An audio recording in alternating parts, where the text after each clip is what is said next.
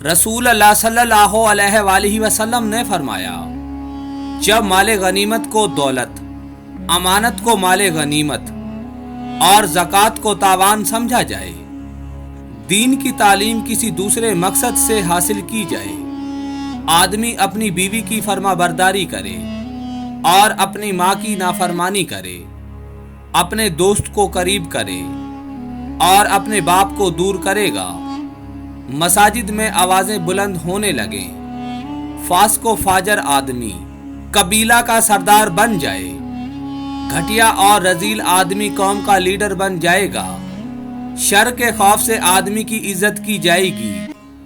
گانے والی عورتیں اور باجے عام ہو جائیں، شراب پی جائے، اور اس امت کے آخر میں آنے والے اپنے سے پہلے والوں پر لعنت بھیجیں گے، تو اس وقت تم سرخ آندھی، زلزلے، زمین دھسنے، صورت تبدیل ہونے، پتھر برسنے اور مسلسل ظاہر ہونے والی علامتوں کا انتظار کرو، جو اس پرانی لڑی کی طرح مسلسل نازل ہوں گی جس کا دھاگا ٹوٹ گیا ہو۔ حضور نے فرمایا، اللہ اس شخص کے چہرے کو تر و تازہ رکھے جس نے میرے سے کوئی حدیث سنی، پھر جیسے سنی ویسے اسے آگے پہنچا دیا۔